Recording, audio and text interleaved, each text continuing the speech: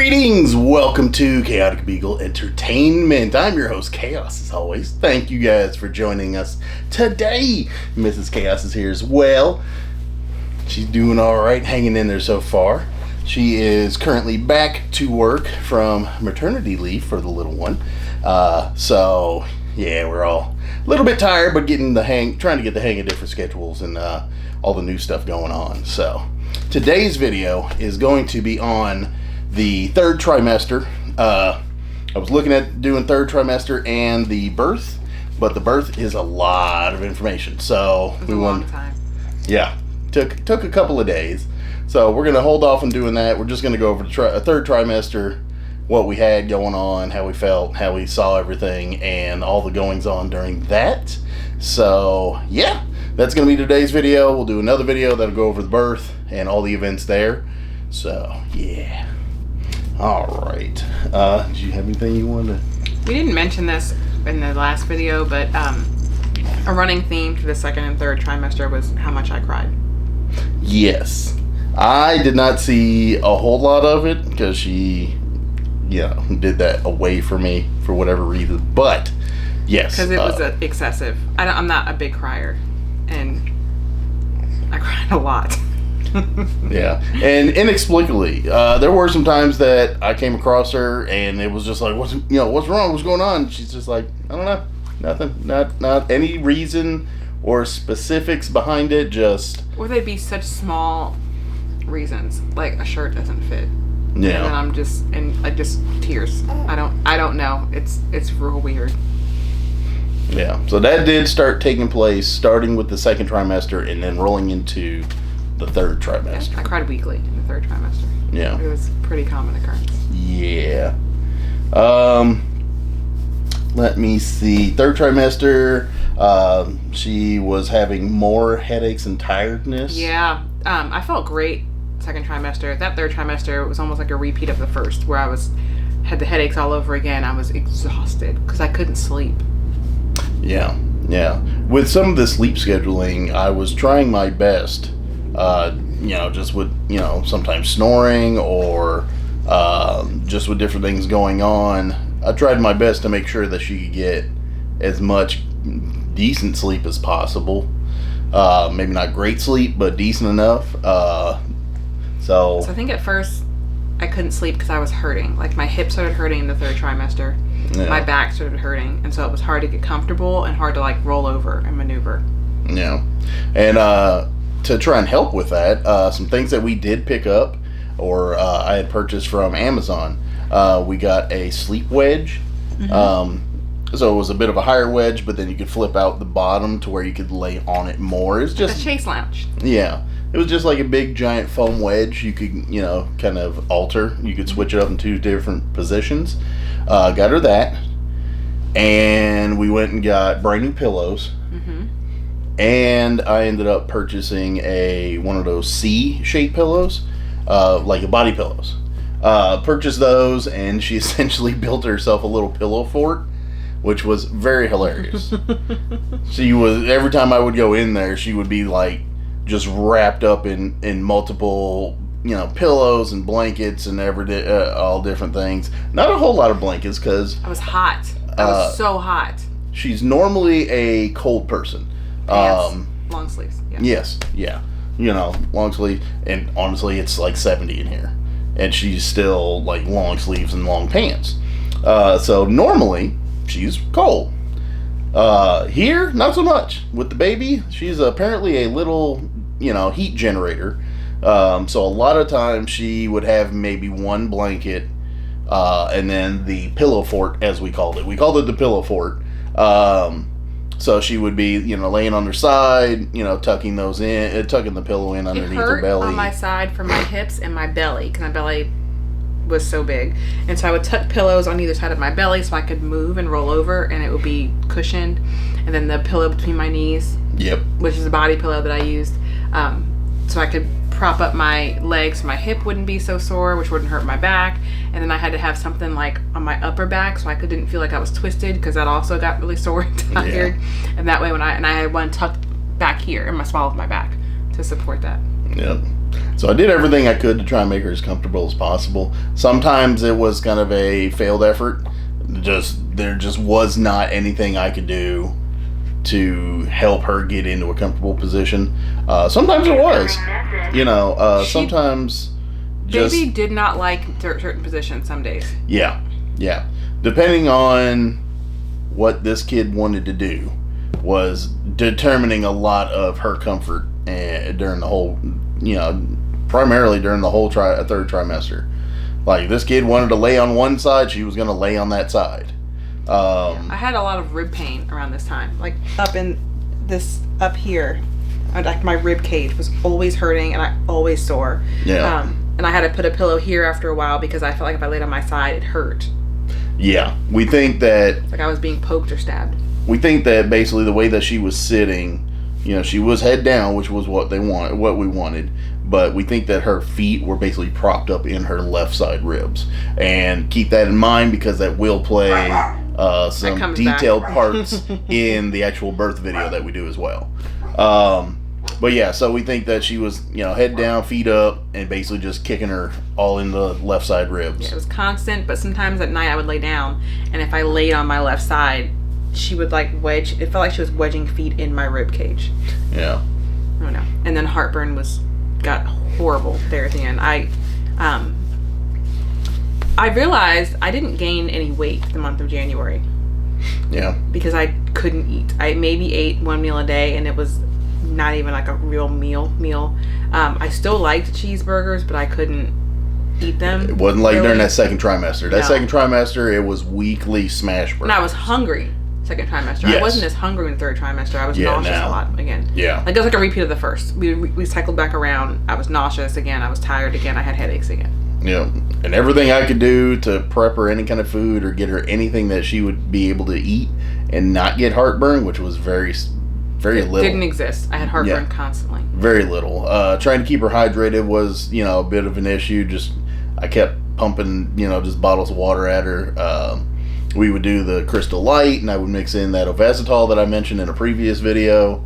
I just kept pumping that at her as much as I could. And I really made an effort to drink. But if I had more than a couple sips, then I would burp, and I would have hiccups, and I would keep tasting it.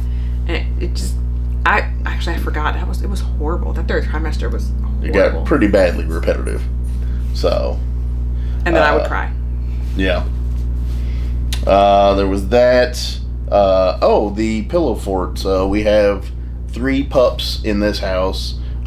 We've got Bentley, who's about to turn 12. Peaches is 6. She's about to turn 6. She was born 2018. Okay. So she's about to turn 6, and then we got the about to turn 2 baby beagle that you guys have seen in previous videos as well. This one, the baby beagle, she laid next to her belly every single night. So she usually laid on her left-hand side because that was the one that felt the most comfortable, 9 times out of 10. But she would not leave basically laying next to her belly every night. I would come in, get in bed, she would grumble at me, she would put her feet up and push at me or whatever.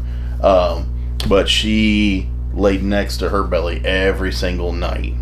And what's funny is that leads up to, we ended up having a 4D ultrasound done.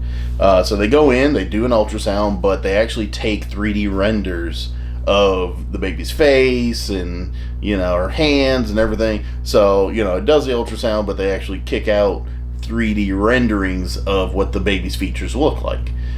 Some of them will come out a little bit skewed because of hair. So if there's hair there, it kind of reads it weird. But those pictures are, they're pretty accurate, pretty telling to how the baby's going to look.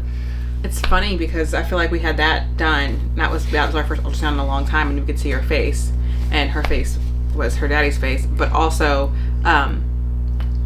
every time I had another ultrasound, I feel like her face would double in size. So that one, she was still pretty small. Yeah. So you could see her face and all her features, but towards the end, her face is smushed, and she's these big cheeks and. She would lay with her hand next to her face just constantly. In some of the other ultrasounds, we would have to fight with her while she was in the womb. Fight with her to get her hand away from her face so we could get a view of what was going on. It was wild. But with doing that, like you mentioned, she had, very, distinctive features that looked, were very similar to mine. So we were kind of calling her my mini-me, and which was funny. But because the beagle sleeps next to her belly, we ended up, as the package we had bought gave us a bear that had a recording of the heartbeat, and that's really cool. I've still got it on the table. I just every once in a while go and I just hit the little button to turn the heartbeat sound on. And what was funny is every time I go and turn that on, even to this day, the beagle hears it and comes running and sits down in front of me because she recognizes that sound. She's laid next to her belly for, weeks and months, and she recognized that sound. So every time I hit it, she knows it. She comes running up. It's like, well, I mean, she's right over there. But it was very funny. It was kind of cool just because, she loved the pillow fort. She loved sitting next to her belly. And then if I hit the little bear, she would come running and just sit in front of me like, oh, I know that sound. I know who that is. So that was kind of fun, kind of cool. I thought that was really interesting, having the 4D pictures. That was a really cool day. Yeah, that was fun. That was really cool. There was a family ahead of us. Her sister went with us, and we had a good time. It was fun. Going through that whole thing, we had a good time. The little one's right next to the camera if you guys end up hearing her. But so that was kind of wild getting that done, and I'll put some pictures up, kind of showing what some of the 4D pictures look like. So if anybody's interested in that, just throw a comment below. I can give you the information on where you can possibly get those kind of things done, or just some of the details behind it. But those are really fun, really cool. I think it was worth every penny to do that. I think it was really worth it. It kind of made me excited. I kind of cried a little bit, seeing those facial features. I'm aware of this. Yeah, I didn't cry hard. It was just kind of a little tear came to my eye. I was really happy. I was really excited about it. Getting to see the actual 3D render of what her little fat face is going to be was kind of exciting. I was excited for it. And she was just as uncooperative as any other ultrasound that she had, where she didn't want to roll over. Yeah, we had to fight with her in there. One of them, she's frowning at us. Oh yeah, there's some angry faces in there. I'll put a couple of pictures up. She gave us some frowny faces. She gave us some smush faces. Her hand was in there. There were a couple. I think there was one where her foot was in there. So this kid was folded up like a lawn chair. So yeah, it was wild. It was fun, but I did get excited. It really did kind of, bring a tingle to me, and I was really excited about that. So yes. Let me see. During that time period, we had the glucose testing. We ended up passing that surprisingly easily. There was not, I think with some of the controlled eating, not only that, because she was eating a little bit less than we were before, but, I was constantly giving her the Ovasitol. She was eating a little bit less. I mean, she ended up passing the glucose test without a hitch. There was no issue, no possible gestational diabetes, readings or anything like that were in it. So we were both quite surprised with it. I think everyone talks about how horrible this glucose test is, and they're like, you wouldn't eat that much sugar at one sitting. I may or may not. I don't know. But I don't feel like it was that bad. I didn't have any concerns. I ate breakfast that morning. I don't know if you're supposed to or not, but I had breakfast. Because I was going to work, and then I went from work there. So I ate. I went for my normal walk. Like, nothing changed. It tasted like melted popsicle, but it was cold. It was sweeter than I probably would have normally liked. I felt weird a little bit after. Didn't get sick. Didn't really get nauseous. Just kind of felt weird. I don't know how else to put it. And then a little bit, I felt better. She, though, the rest of the day, I felt like was bouncing all over the place. Yes. She was, I think it was at one point, she was like, here, she grabbed my hand and put it on her belly, and this kid was kicking. She was just like she was bicycle riding somewhere. I don't know where, but she was bicycle riding like a mug. Yeah, but I didn't think it was that bad. I didn't like I had to chug it, but I'd rather have just sipped it, but they wanted you to chug it, so I chugged it. But yeah, I don't, if you're someone that remembers those popsicles you got as a kid that were in the like little plastic tube things, that's what it tasted like that melted and you just drank that. Yeah. So, but no, we quite easily passed that one. Yeah. I was very happy, thoroughly surprised. She was very surprised as well. Especially because she was so big. Everyone kept talking about how big she was. Yeah.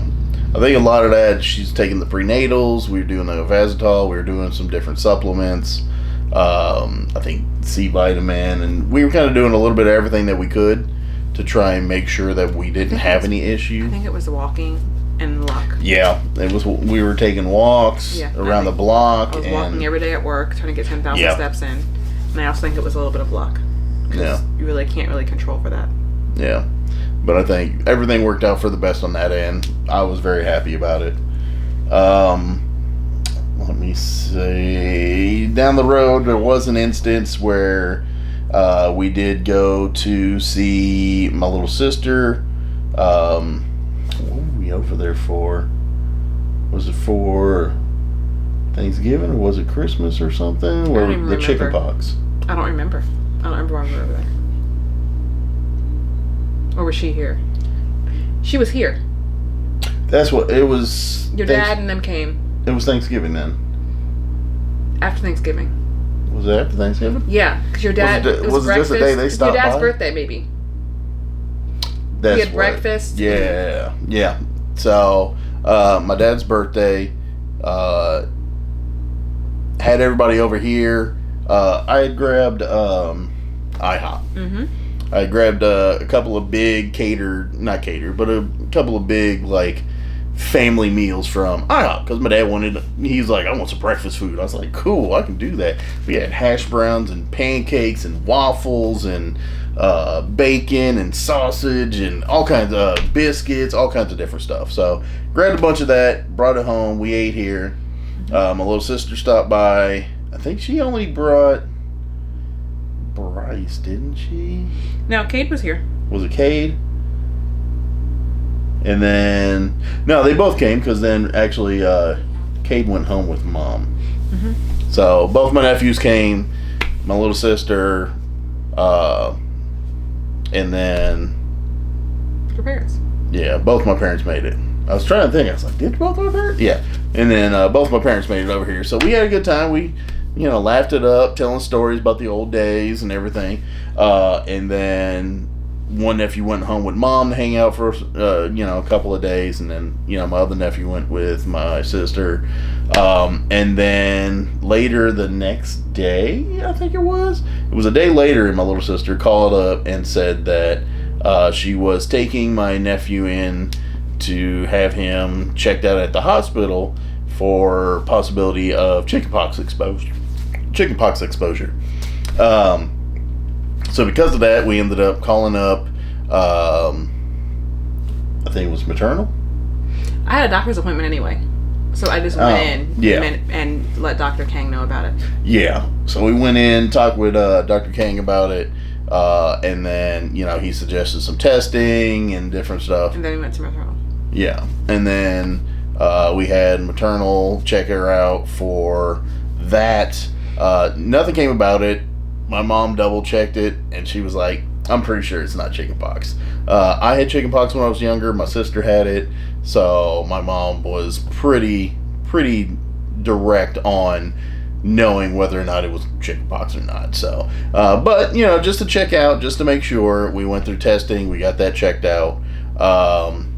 It was a little bit of, oh no, but after my mom reassured us, we were like, nothing probably to worry about, but to be on the safe side, we'll go ahead and have everything checked out. So, and also to be clear, I had chickenpox as well, but chickenpox exposure during pregnancy can cause some defects, and so I guess I wanted to be sure. But my quick titers were you have titers that you draw to see if you have an active infection, and when it did you draw if you've had the infection before.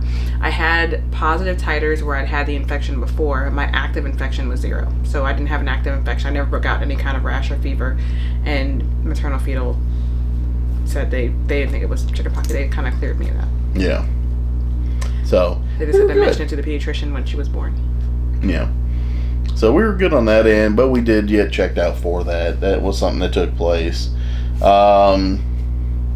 At maternal fetal, though, she was like 3 pounds or 4 pounds at that ultrasound they checked. Yeah. And she was a big girl.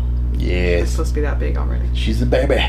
She's a big baby. I think I was like 32 weeks, and she was already like 3 or 4 pounds. Yeah. Yeah, I want to say it was 4 pounds, because then it jumped up from there. Mm-hmm. She felt okay all the way up through January, no problems. She was exhausted. Yeah. Her tiredness was a huge concern, a huge issue. Tried to do everything I could, sleeping on the couch sometimes just so she could just, sleep in the room, not have to worry about, like, my snoring or just me getting up. Which then and also made me cry because then I felt like I kicked them out of bed. So then I would cry because you weren't in bed. Yeah, and I'm just like, not the case. But let me see. January, still had the horrible acid reflux. When they were checking through the ultrasounds, they did go and mention, they were like, this kid looks like she's got a full head of hair. Mm-hmm. We kind of, by hearing that, it reassured us that, okay, that's the reason why she's having a lot of the acid reflux is, this kid's got a whole bunch of hair going on. Like, I wasn't 100%, like, I was like, maybe that's not true. I mean, that's what you say. We'll see when she comes out, but lo and behold, they were right. Yeah. Yeah, that turned out to be pretty dead on. She just had a ton of hair. A whole ton of hair. And they could see that on the ultrasound, so they had one of the ultrasounds where they put the little arrow and wrote hair, and it kind of showed us that, okay, there's a reason why she's having all this acid reflux is that may be a part of it.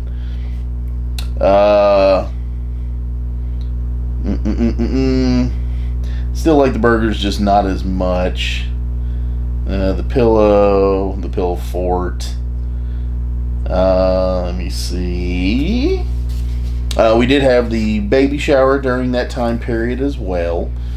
Early. Yeah, we had that early on. And we got a lot of really good stuff. We got a lot of helpful items. We came, just a lot of the stuff that we got from everybody. We appreciate everybody that did make it for that. If anybody from the baby shower is watching this video, thank you all for all your help and assistance with that. All the gifts and, everything. We had it was fun. We had a really good time with everything. Yeah. Everything that we have received has turned out to be more than useful. I had a hard time with the baby shower because I don't know. It just... Yeah. It's weird. It felt weird. It felt weird to celebrate because you don't know if she's actually going to make it to be Earthside or if she's not going to make it. And I still, until she was out, I wasn't sure if she was going to make it. And so I liked that I had a baby shower. I'm very thankful to Alicia and my sister Renee for forcing me to have a baby shower because it ended up being a really fun day, but just nerve-wracking. Yeah. Yeah. Her mother came through. Her Aunt Pat came through. Your mom and sister. My mom, my sister, Brittany, Jacqueline. Mm-hmm. A bunch of people from work. Bunch of people. My work mom, Miss Elsie. Yes, Miss Elsie. Shoot, who else? I'm trying to think of who else. Everybody. Yeah, it was a lot. It was a lot of people. So again, thanks to everybody for coming through and helping us out with that. We do appreciate every bit of it. She had a fun time. I had a fun time. We laughed it up, chuckled. Where the little snacks and treats and the food and drinks. Just had a good time. I made it up there. They did some of the initial stuff, and then I came up a little later on. I don't like games, which is funny. I'm on this channel. I don't like baby shower games. I think that they're usually kind of weird, and I'm not really into it. But I like activities. And so we had a design your own onesie. activity, and so everybody decorated a onesie. They decorated diapers, so in the middle of the night, if you were changing a diaper, sometimes they would have like weird writing on it, which I thought was have a little note. Yeah. Like you said, Daddy's turn and Mommy's turn, and someone drew a poop emoji. Full of surprises. There was one that said full of surprises. Yeah, a little poop emoji. Yes, that was fun. We had like a little picture frame. They could put their fingerprint on there for like a little family tree, which I have in there. Yep. So, yeah, the activities were a lot of fun. Yeah, we had a lot of good stuff that came through with that. A lot of fun at the event itself.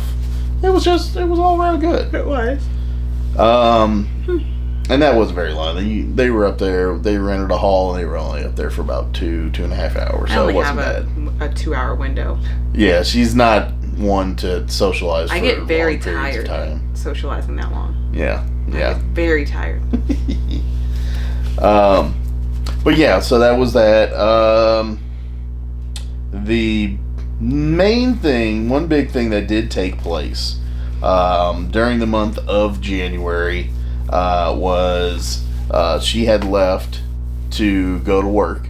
As I had mentioned, she's working the whole time through this process, all the way up until the Friday before we went in on Monday morning to get induced. So she worked all the way up through then. She was on her way to work. It was a little bit rainy that morning. It was dark.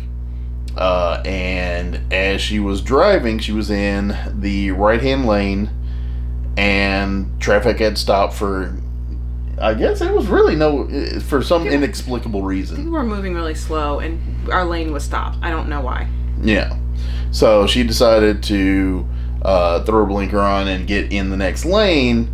Well, traffic was moving quick, and around the corner came a Chevy Tahoe, and basically her and the Chevy Tahoe sideswiped each other, and the Tahoe ended up... I was in a much smaller car. Yes, she was in a little Ford Fiesta hatchback, and the other one was Chevy Tahoe. I think it was a 4-door, so it was one of the old school 4-door, larger size SUVs. They sideswiped against one another, and that Tahoe also ended up going over and sideswiping against the a pull behind flatbed trailer that a truck was pulling. That truck didn't stop, but the Tahoe did. She pulled off, and she called me. I was, I'd just gotten in bed, and she called me, and I basically just jumped in the car and rode up there. So we ended up leaving the Ford Fiesta up there, checked to make sure she was all right. Everything was fine, no problems there. But the heart rate. Well, nothing immediate. We had to have another ultrasound. Yeah, so and I found out I was having contractions. I didn't know. Yeah. So she jumps in the car with me. We left her car. She jumped in the car with me. We rode up to the hospital and went to L&D. And the hospital that I delivered at, and also that I work at, has an emergency department dedicated to obstetric emergencies. Yeah. The OBED. And so because I wasn't hurting anywhere else, I mean, if I had some other issue, I would have gone to our regular ED, but I wasn't having any other issues. Honestly, I was fine, but I felt like I thought she was probably fine, but she was really active in there. Like, she was bouncing all over the place. And so I just wanted to get an ultrasound, check her out. Paid a lot of money for this kid, and I wanted to make sure we got her her okay.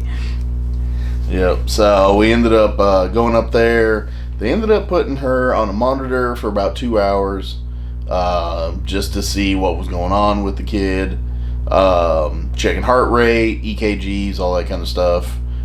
So they had her on a monitor for about 2 hours, and then after that, they said, nothing real major. They drew blood. They gave me fluids. Yeah. Feed in a cup. Had an ultrasound. Yeah. The only thing was her heart rate was a little tacky. And irregular. Yeah. It was a bit irregular, a little out of rhythm, but I mean, nothing ruptured. They could tell that the placenta had not torn away or sheared away from the uterus walls or anything. So we knew we were at least good as far as a lot of that.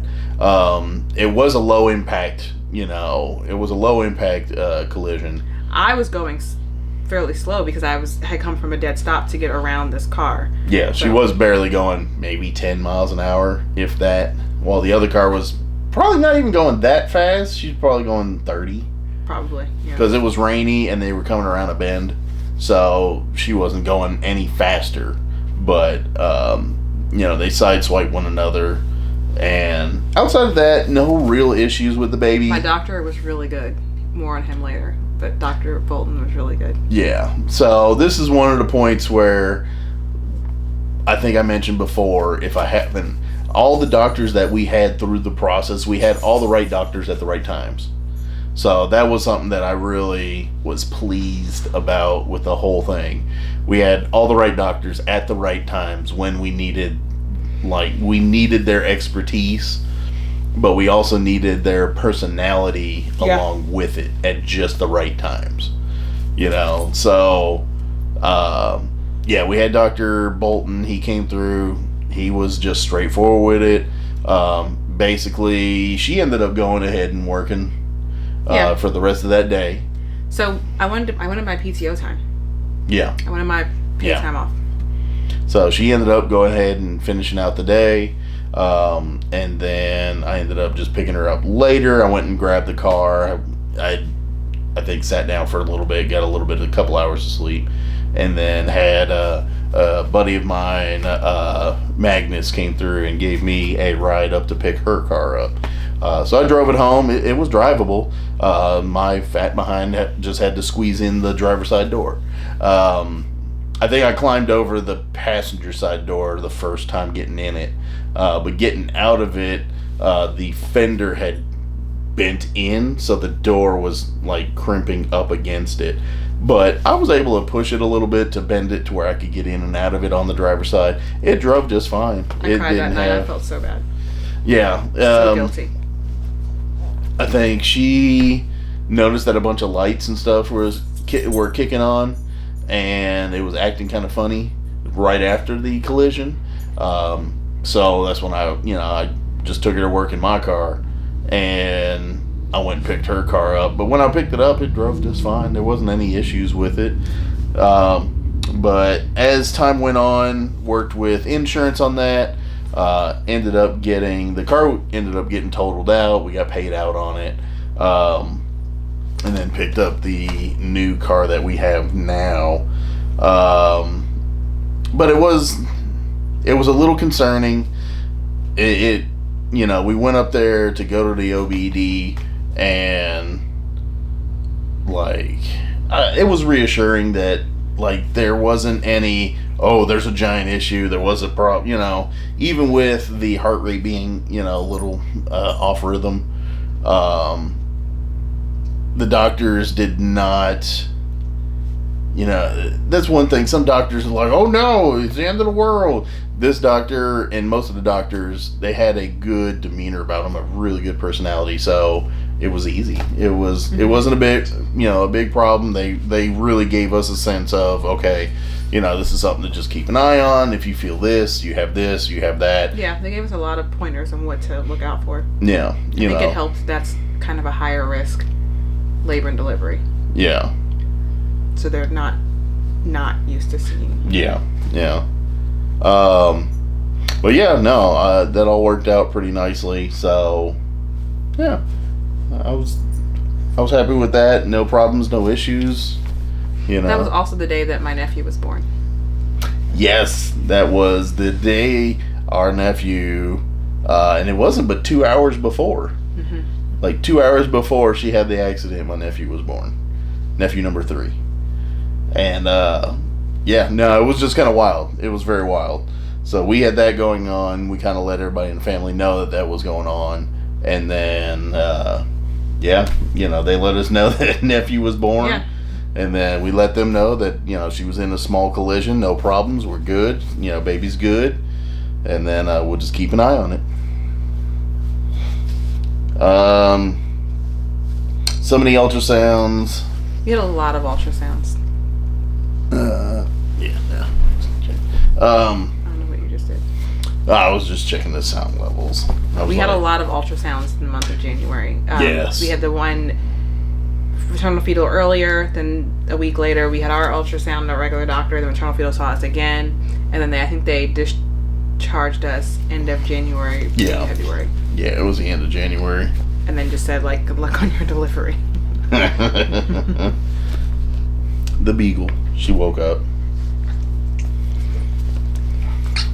But yeah, in those ultrasounds, one of the biggest things that they were doing was making sure that the baby was practicing her breathing.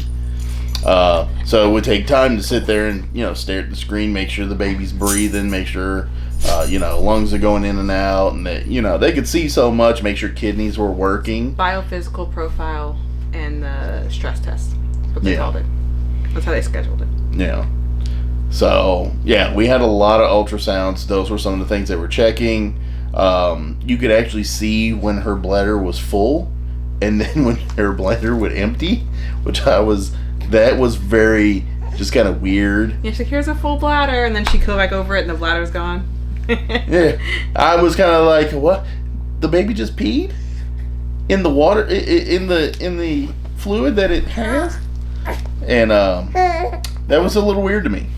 I've not experienced or even thought about the fact that she's kind of practicing going to the bathroom in there. Yeah, she had a big belly at one point because she had drank a lot of the amniotic fluid. Yeah, it was very odd to think that basically she was just peeing in the pool. That's where my brain went. I was like, the baby peeing in the pool? Hang on. Like, you in the pool 24/7 right now, and you're just peeing in it? But it was just kind of weird to me. It was very fun and interesting, but just kind of weird that my brain just kind of went, she's peeing in the pool. So, yeah. But those are some of the things that they were checking.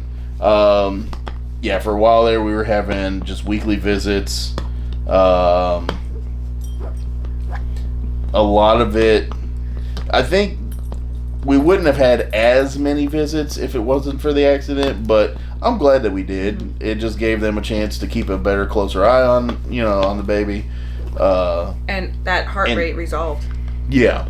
I think it was, 2 weeks? And it ended up just going away? The next check, it wasn't as frequent, and then after that it was fine, and maternal fetal thought it was just the stress of the accident.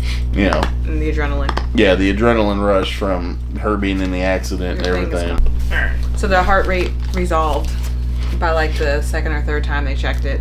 They thought it was maybe just adrenaline from the accident and her reacting from my adrenaline rush or whatever, and maternal fetal was fine. Yeah. They said maybe we'll get an EKG when she's born. Yeah. So everything worked out. It all panned out. No problems, no issues. This is little peaches that you guys can see in the bottom of the screen here coming through.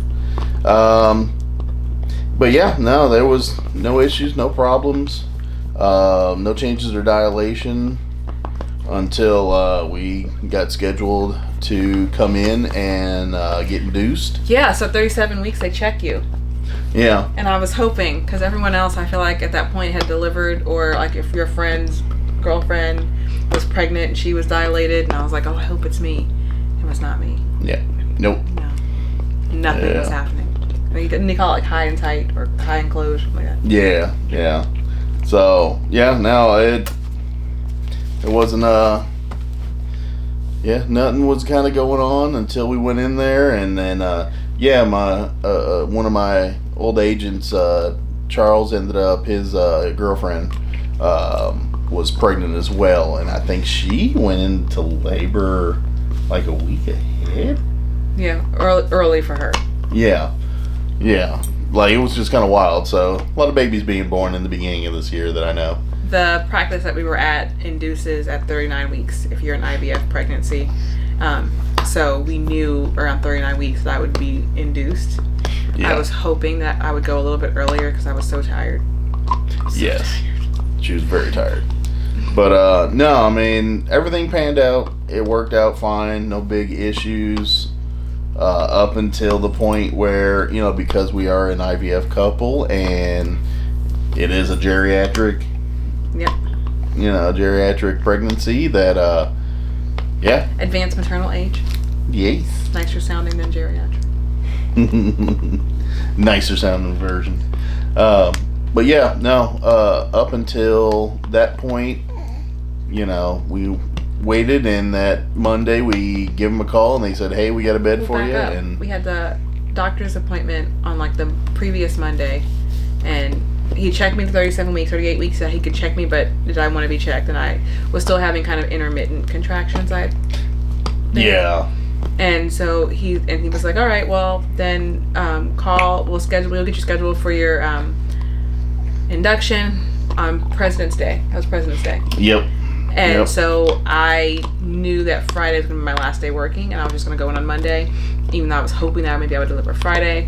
And then labor delivery called me to make sure that I confirmed my appointment, that I was going to come in, that you call that morning for staffing. And as long as the staffing is okay and they have a bed, they bring you in. Yep. And so that was my job, was to call Monday morning at like 4 in the morning or something. Yeah, it was like 4 o'clock, 5 o'clock in the morning. I think it was 4. Which, if you know anything about the hospital and staffing, you know that that's about when they do their staffing for the next shift. If it's 4 a.m., they're doing the day shift staffing. And if it's 4 p.m., they're doing night shift staffing, so they know where they move from people. So, yeah. And that department is huge. Yeah. We were in 3F, but they have 3C, they have 3, it's 3R, there's a ton of them little pods.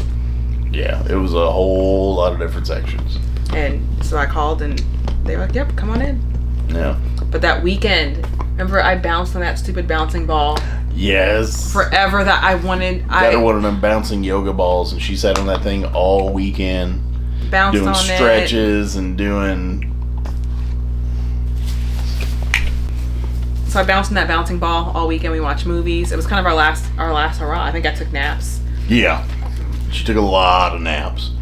And, it was the last little bit to try, the last little stretch to...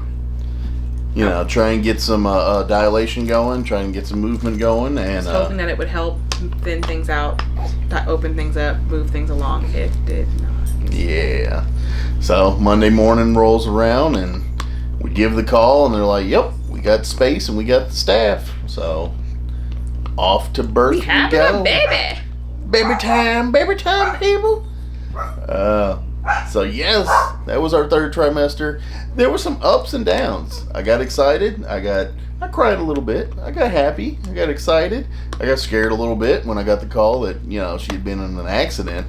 But, it was just a side swipe. So she's having, acid reflux and a lot of different stuff. It was a roller coaster.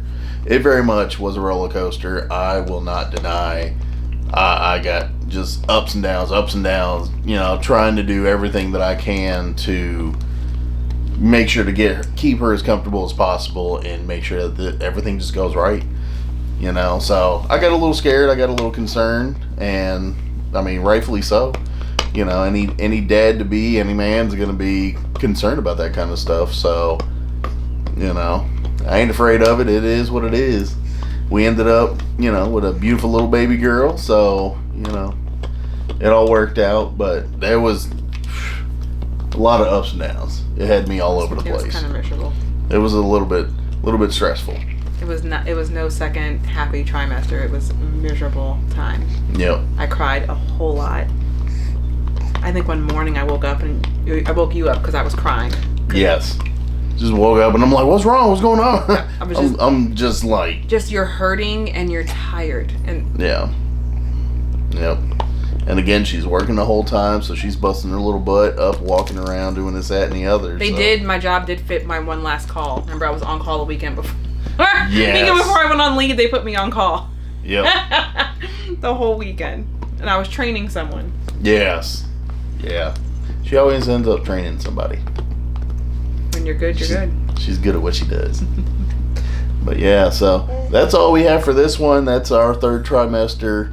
All the exciting ups and downs of that one.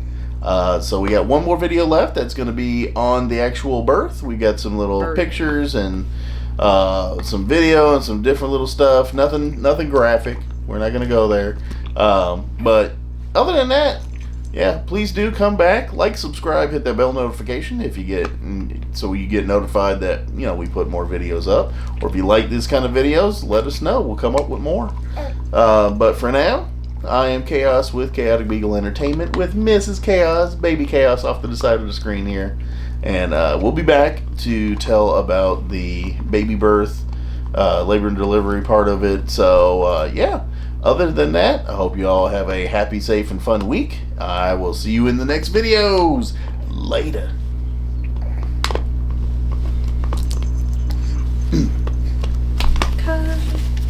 I'm taking a nap. Go for it.